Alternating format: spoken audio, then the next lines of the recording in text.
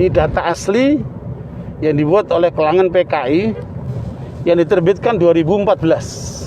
Wah, berani-beraninya dia Ustadz ya? Diterbitkan 2014. Dan menurut pengakuan di buku ini bahwa data-data ini diperoleh dari Tiongkok. Nah, ini para pemuda Muslim harus tahu bahwa gerakan PKI ini eksis sampai sekarang. Bahkan di dalam perintah PKI waktu itu, siapa yang membunuh orang Masyumi dikasih 1.000 rupiah pada masa itu. Dan siapa membunuh kiai dikasih 20.000 rupiah. Itu motivasi mereka membunuh.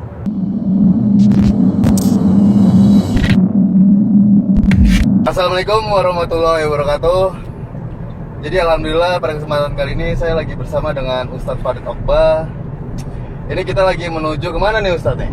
Ya, ke tempat yang penting lah di negeri ini. Ke tempat yang sangat penting. Nah Ustadz, berbicara tentang PKI yang lagi hangat nih Ustadz ya. Iya. Ada informasi apa? Ini kan Ustadz kan banyak lah informasi yang didapatkan gitu Ustadz. Iya. Saya bismillahirrahmanirrahim. Alhamdulillah. Wassalatu wassalamu ala rasulillah wa ala alihi wa sahbihi wa la hawla wa la quwwata illa billah. Amma ba'd. Alhamdulillah, bersyukur kepada Allah kita berada bersama dengan milenial Nusantara ya. Milenial Nusantara. Nah, milenial Nusantara, anak-anak muda yang kreatif dan kanan yang kemudian akan melanjutkan perjuangan kita ke depan insyaallah. Amin. Untuk memenangkan Islam di negeri kita insyaallah. Tetap. Nah, berkaitan dengan komunisme ini, kita tahu bahwa sejarah komunisme sejarah berdarah-darah.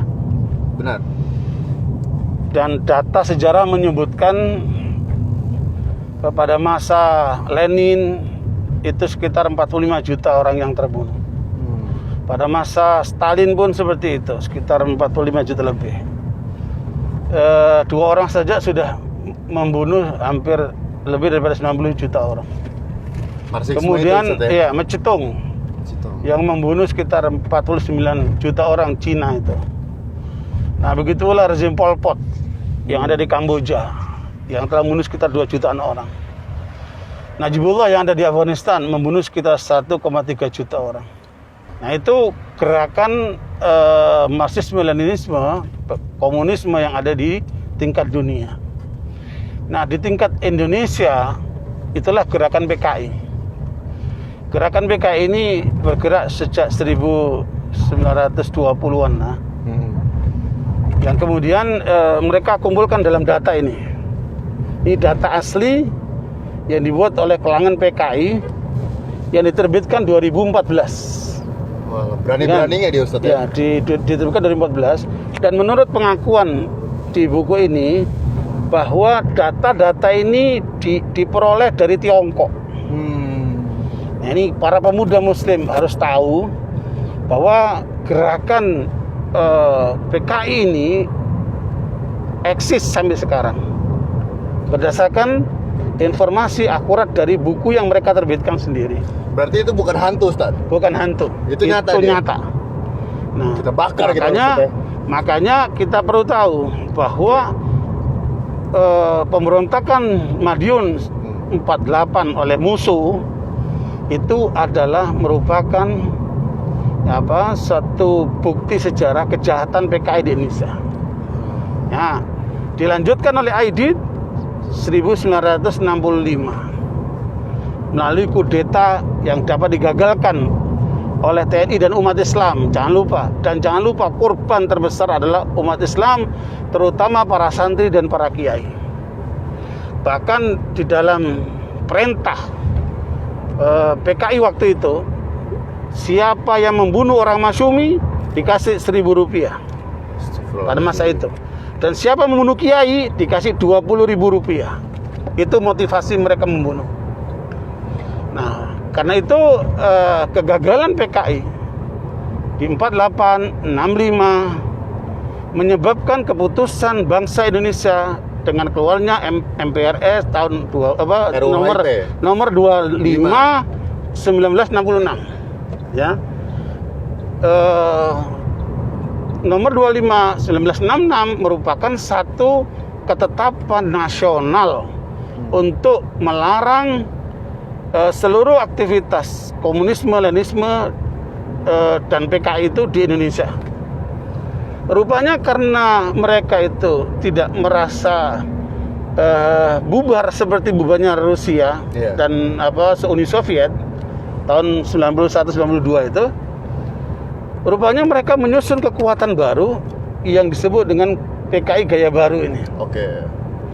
Dan saya termasuk yang berpendapat dulu sebelum mengetahui data asli dari mereka bahwa PKI sudah selesai lah dengan selesainya Uni Soviet itu. Nah. Tetapi dengan data baru yang akurat dan tidak bisa dibantah ini, ternyata mereka sekarang beralih kiblatnya bukan lagi ke Uni Soviet tetapi ke Tiongkok. Oke, itu menjadi pusatnya, Ustaz? Menjadi pusatnya. Dan karena itu gerakan PKI mendapat dukungan sepenuhnya dari Tiongkok. Termasuk terbitnya buku ini itu dikirim datanya dari Tiongkok.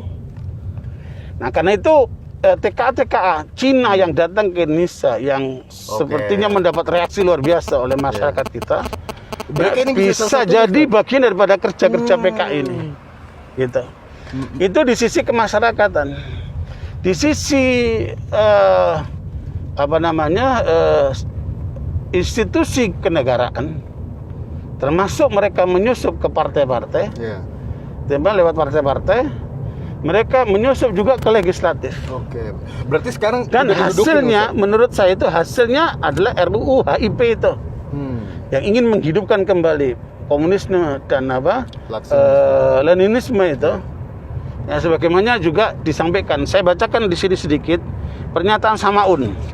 Samaun ini sisa PKI yang masih hidup, orangnya umur 90 tahun lebih, ya. Dia menyatakan begini, ya.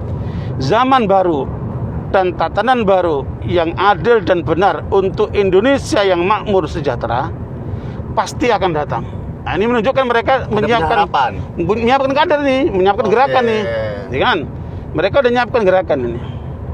Karena rakyat, kaum buruh proletariat ya, dan semua rakyat pekerja, kaum tertindas tetap akan terus berjuang. Untuk itu hukum alam, dialektika alam, termasuk masyarakat kehidupan manusia. Pandangan dan metode berpikir Marxisme Leninisme akan menuntun kelas proletar, rakyat pekerja untuk mendapatkan jalan dan cara baru sesuai dengan tuntunan serta premis zamannya. Siapapun tak akan dapat merintangi dan menghalangi. Coba ini. Berani-beraninya. Jadi berani-beraninya dia, ya. Karena itu terlalu frontal. Terlalu mengada-ngada kalau kemudian orang mengatakan bahwa ancaman PKI itu hanya utopia, hanya angan-angan, hanya isu kosong, hantu. Tapi ini adalah bukti fakta yang asli yang datang dari mereka. Nah, karena itu apa yang harus kita lakukan? Itu mau saya tanyakan tadi. Bahwa yang pertama, alhamdulillah umat Islam dengan penuh kesadaran, karena mereka akan mencuri ideologi negara kita dengan mengganti ketuhanan menjadi ketuhanan yang berkebudayaan, mengganti Pancasila dengan Trisila dan Ekasila, maka kita harus menuntut secara tegas untuk pembatalan RUU itu. Benar. Dan yang kedua, menuntut siapa dalang di balik RUU HIP ini. Kemungkinan ada unsur-unsur komunis PKI yang menyusup ke sana ini. Sehingga bangsa Indonesia menjadi jelas posisi siapa para penyusup ini, dan undang-undang hukum kita harus diterapkan kepada mereka.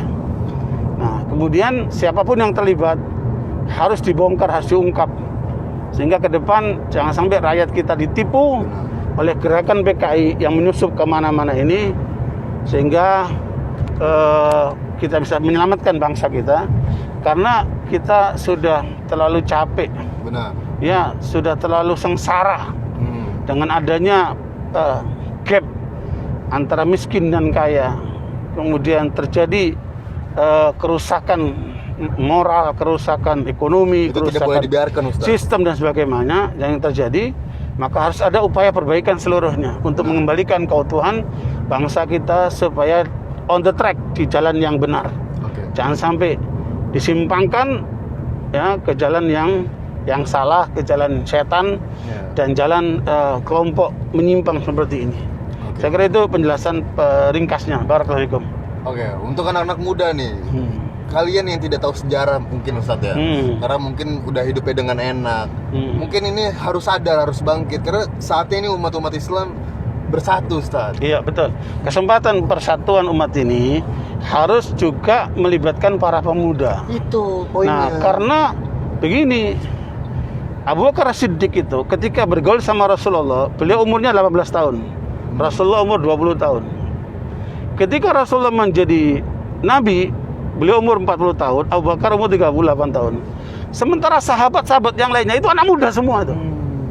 Ya, anak muda semua itu. Makanya kata Nabi, halafani syabab wa khalafani syuyukh. Yang berjuang bersamaku anak muda, tetapi yang membackup kami orang tua. Jadi anak muda harus di depan, gitu. Ya, pemuda milenial Nusantara harus di depan memimpin umat dan bangsa ini. Ayo kita selamatkan umat dan bangsa ini untuk mencapai kesuksesan, kejayaan, kesejahteraan. Ya, bukan cuma dunia saja, dunia akhirat. Ya, supaya kita pertanggungjawaban nanti di hadapan Allah itu menjadi apa? Punya jawaban. Benar. Yang ringan insyaallah. Oke, jadi terima kasih banget Ustadz Allah untuk membahas barik tentang PKI ini. Jadi kita harus melawan Ustadz ya. Harus. Tidak boleh dibiarkan karena mereka ini sudah membuat barisan, mereka sudah punya strategi ke depannya. Jangan dibiarkan ini Ustadz ya, jangan sampai ini. Jadi di sini disebutkan gerakan PKI itu adalah gerakan ideologis. Artinya mereka sangat militan, mereka sistemik, dan mereka membangun dari kesadaran ajaran yang menyimpang seperti ini. Dan mereka akan Makanya menghapus bentuk perlawanan para muda itu kayak apa? Oke. Bukan cuma segera teriak Allahu Akbar, bukan dengan emosi, tapi dengan kemampuan ilmu agama yang memadai, dengan menggunakan otak yang cerdas. Benar. Ya kan? Dengan kerja keras, kerja sistemis, ya, kerja tuntas, kerja ikhlas, ya, dan kemudian itu semua harus dirangkap menjadi satu gerakan yang mempunyai jaringan. Oke. Jadi kita harus berjaringan. Kalau Allah mengatakan innallaha yuhibbul ladzina yuqatiluna fi sabili saffan ka'annahum bunyanun marsus. Allah suka dengan mereka berjuang dalam satu barisan. Oke. Seperti satu bangunan yang kokoh. Oke, siap. Terima kasih banyak Ustadz. Akramakumullah. Dan untuk teman-teman, kita dukung channel YouTube ini dan jangan lupa untuk subscribe dan jangan lupa untuk like, comment dan share video. Siap. Syekh, barakallahu